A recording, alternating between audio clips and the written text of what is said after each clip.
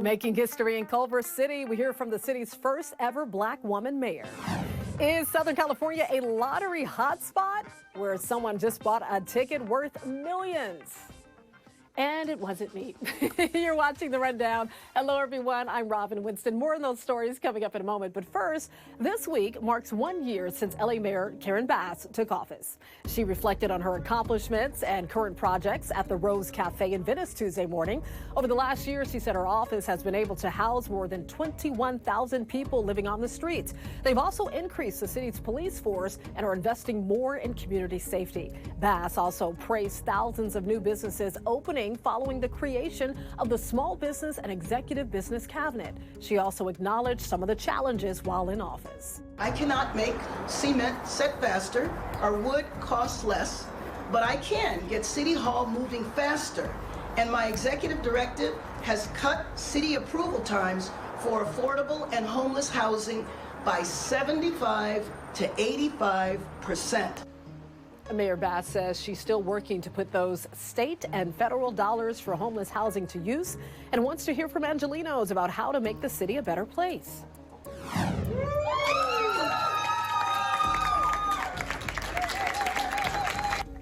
For the very first time, Culver City has elected a black woman as mayor. Yasmin Imani McMorrin was the city's former vice mayor. She was unanimously voted in as mayor by the city council Monday night. She is the first black woman to hold the position and only the sixth woman to lead the city. We spoke with the new mayor.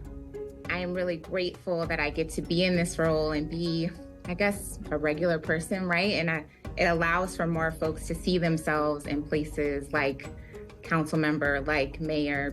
Rather than reflect on why it took so long, I'm just grateful that I'm very invested and committed to supporting more women of color, more folks from marginalized communities to be in spaces like the city council. McMorrin will serve as mayor for a 12-month term.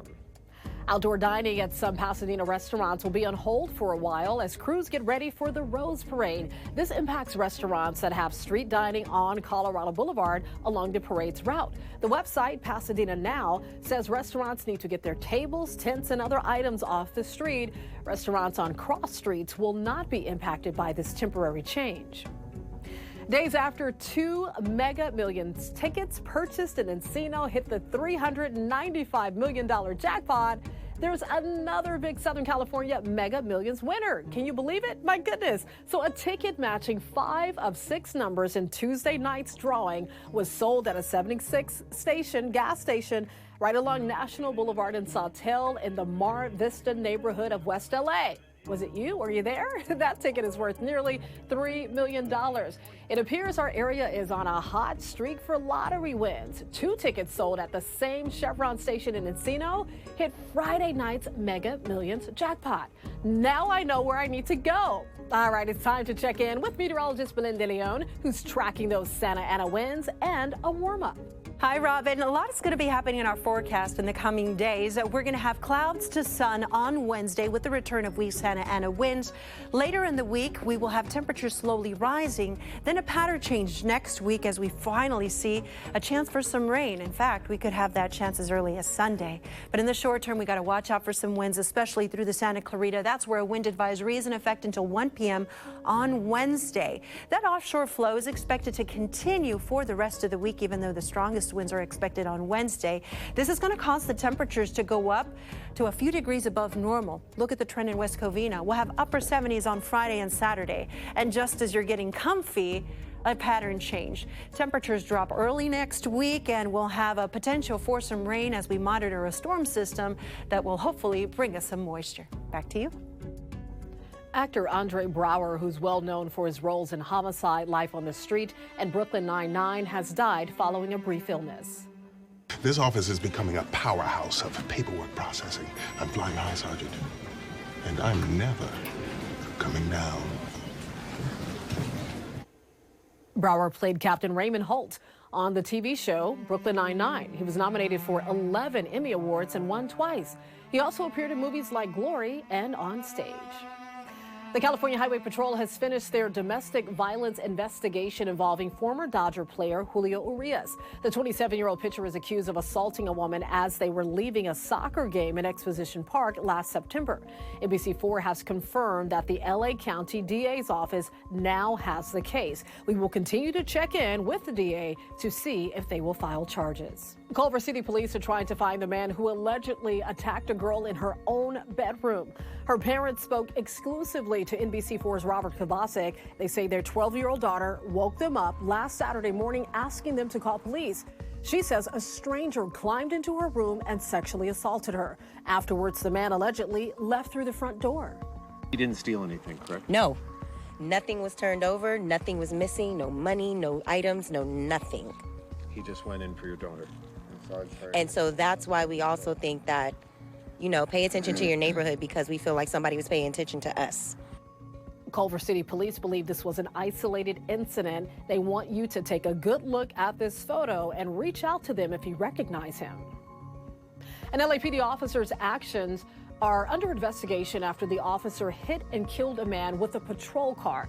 Now, this happened last Friday night along Century Boulevard in South LA. LAPD Chief Michael Moore says the officer inappropriately used emergency lights and drove at a high rate of speed right before the crash.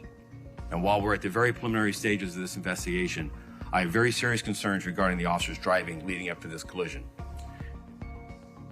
Chief Moore says the man was not in a crosswalk. The officer involved is on administrative leave until the investigation is complete.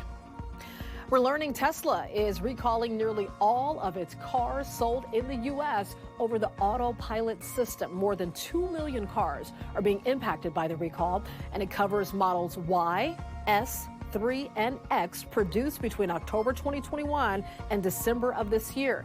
Tesla's autopilot function has been linked to a number of crashes, and some of them were deadly. A 2-year federal investigation has found autopilot is not adequate enough to ensure the safety of drivers. Tesla says it will send out a software update to fix the problems.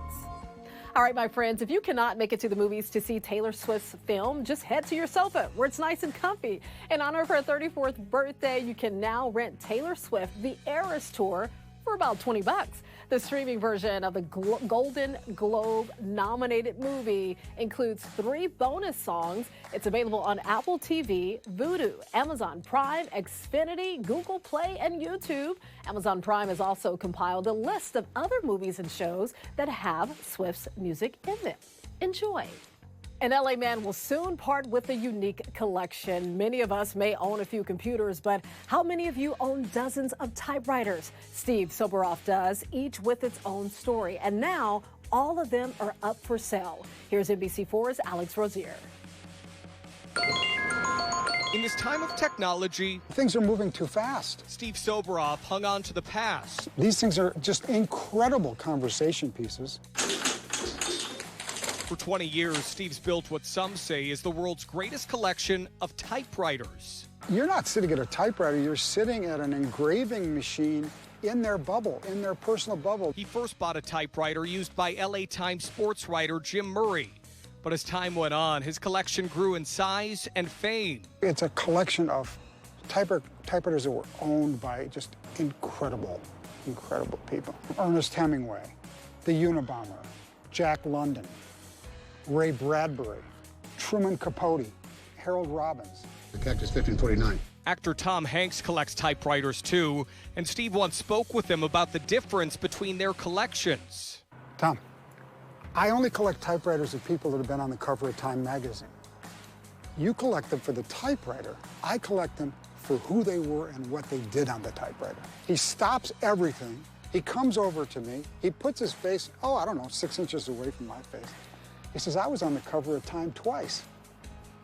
I said, I'd take your typewriter, I'd put it in my collection. He sent it to me the next day with the 2 Time magazines. Eventually, Steve's collection grew to 40. He later donated 1 to an LA museum and 6 to the Smithsonian. One of them was Maya Angelou's. And on Friday, Heritage Auctions in Dallas will auction off the rest. How are you feeling about this? Let's see, on my way to the interview, I stopped at the bathroom twice. I'm nervous. I want him to get in the right hands. After 2 decades growing this collection, Steve's decided to say goodbye. See, it's emotional. Goodbye to the typewriters once owned by people who made a difference over time and those who made the cover of Time. In Los Angeles, I'm Alex Rozier, NBC4 News. What an impressive collection. You may recognize Steve's last name. His son, Jacob Soboroff, is an NBC News correspondent. Part of the proceeds will go to scholarships through the Jim Murray Memorial Foundation for Journalism. It's all for a good cause.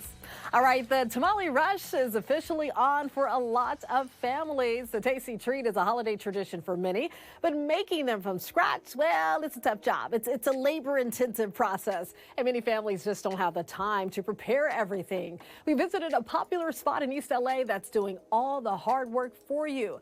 Indiana Tamales has been in business for 44 years. Everything is made here in-house. We actually cook the corn, we grind the corn here in-house, and then we prepare our own masa. All of a sudden, I'm hungry. My mouth is watering. They're taking orders through December 17th. That's this coming Sunday. Last year on Christmas Eve, they cooked over 12,000 tamales, and occasionally they do run out, so make sure you place your order early.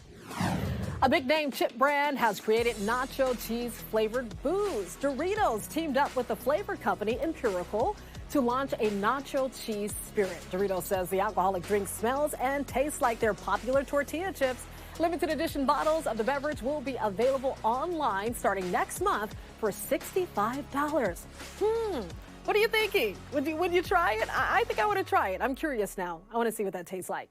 You can always get news and weather updates on the NBCLA app and our website, NBCLA.com. And be sure to tune into Today in LA on NBC4, weekdays 4 to 7 a.m. I'll be helping you get around with traffic reports throughout the morning. I'll see you next time on The Rundown.